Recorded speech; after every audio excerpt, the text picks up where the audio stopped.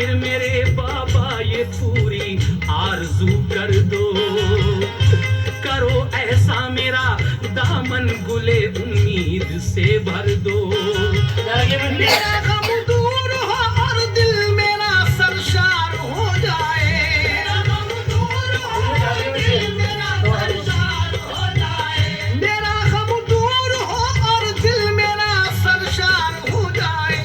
दमे आखिर मोहम्मद का अगर दीदार हो जाए, दमे आखिर मोहम्मद का अगर दीदार हो जाए, दमे आखिर मोहम्मद का अगर दीदार हो जाए।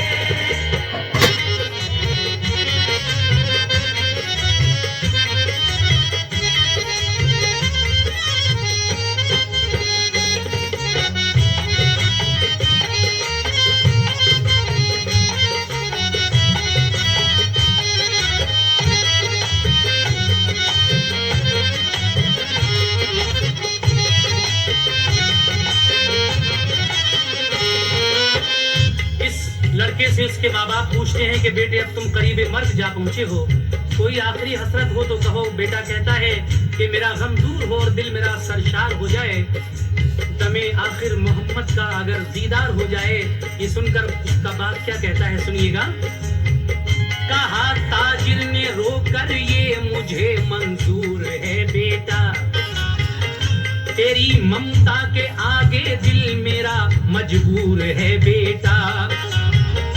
भले ही कल मुझे हो जाए फांसी गम नहीं इसका, तुम्हारी आखिरी हसरत मगर मैं पूरी कर दूंगा।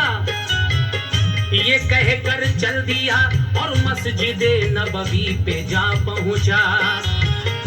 दरे मस्जिद पे उस ताजिर को जब सरकार ने देखा, बड़ी शफ़क़त से फरमाया कि तुम अंदर चले आओ, कहो क्या काम है, क्यों आए हो तुम, बात बतलाओ। यहूदी ने कहा तुम बिन अगर हम जान से जाते तो मर जाते, खुशी से आपके दर तक नहीं आते। मगर फर्जंद की उल्फत यहाँ तक खींच लाई है, तुम्हारे इश्क में बेटे ने जान अपनी गंवाई है। कोई दम का है मेहमान आपको उसने बुलाया है, फिदाई आपका है आज ये उसने बताया है। कहा सरकार ने सबसे चलो उसकी अयादत को, फरिश्ते मुंतजिर हैं सब फलक पर जिसकी ज़ियारत को।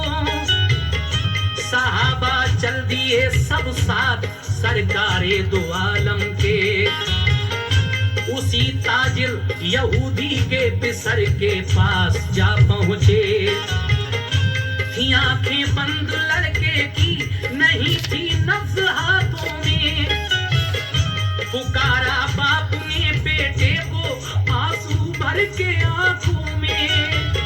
जरा आंखें तो खोलो लाल, देखो कौन आए हैं, जरा आंखें तो खोलो लाल, देखो कौन आए हैं, जरा आंखें तो खोलो लाल, देखो कौन आए हैं। करो दीदार बेटे मुस्तफा तशरीफ लाए हैं, करो दीदार बेटे मुस्तफा तशरीफ लाए हैं, करो दीदार बेटे मुस्तफा तशरीफ लाए हैं।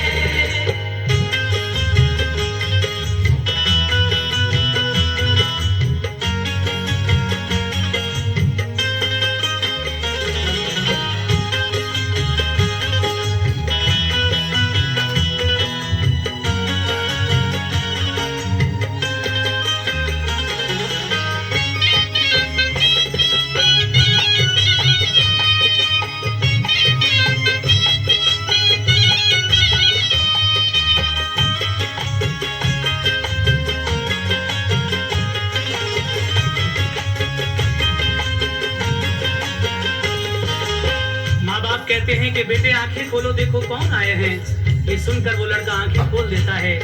और जब हुजूर के चेहरे अनवर पर नजर पड़ी तो फरते मसरत से आंसू गिरे और आपका दीदार देखकर उसने रोकर आता से कहा कि हुजूर मेरे कारनामों में एक भी सजदा नहीं है, लेकिन मेरा नाम अगर आप अपने गुलामों में लिख लें तो आपकी बड़ी मेहरबानी होगी और आप मेरी इतनी जमानत ले लीजिए कि घर से लेके कब्र तक और कब्र से हश्र तक कोई भी फरिश्ता मुझे ना छेड़े और मेरी कोई पुरसिश ना हो, पूछताछ ना हो और मैं सीधा जन्नत में चला जाऊं। सरकारे दो आलम फरमाते हैं कि ठीक है, मैं इसकी जमानत का वादा करता हूं, लेकिन हाँ पहले तू हमारे दीन का कलमा पढ़। ये सुनकर उसने बाखुशी कलमा पढ़ लिया और उसके बाद हुजूर ने क्या फरमाया, ये फरमाया नबी ने ऐसे लम्हे सबको आएंगे, अमानत सब खुदा की है उसी की सिमत जाएंगे। चले ताजिर के घर से जब शहंशाह दोनों आलम के, कहा ताजिर ने इस लड़के से टूटे सब मेरे रिश्ते। जब हुजूर उस ताजिर के घर से जाने लगते हैं, ये लड़का तो आपका कलमा पढ़कर इस दुनिया से रुखसत हो जाता है। ताजिर कहता है कि अब ये लड़का हमारे किसी काम का नहीं रहा, क्योंकि इसने आपके दीन का कलमा पढ़ लिया है, अब आप इसको अपने साथ ले जाइएगा। तो हुजूर सहाबा इकराम से कहते हैं कि इसकी मैयत को घर ले चलो। हा हा हा, क्या नसीब पाया था इस लड़के ने, सुनिएगा आगे। सहाबा ले गए मैयत को दरबारे रिसालत में, फरिश्ते रूह उसकी ले गए गुलजारे जन्नत में। बुलंदी कैसी पाई देखिए उसके मुकद्दर ने, निल्हाया और कफनाया उसे महबूबे दावर ने। हुआ वो सुरखरू कितना भला इश्क़े पैगंबर से, जनाजा धूम से उठा शहे अबरार के घर से। इलाके भर के मोमिन आ गए उसके जनाजे पर, पढ़ा सबने कलामे पाक उसके वास्ते घर घर। जनाजा जा रहा था सब उसी की बात करते थे, जनाजा जा रहा था सब उसी की बात करते थे, जनाजा जा रहा था सब उसी की बात करते थे। फरिश्ते आसमां से नूर की बरसात करते थे, फरिश्ते आसमां से नूर की बरसात करते थे, फरिश्ते आसमां से नूर की बरसात करते थे। जब इस लड़के का जनाजा जा रहा था तो सरकारे दो आलम पंजों के बल चल रहे थे।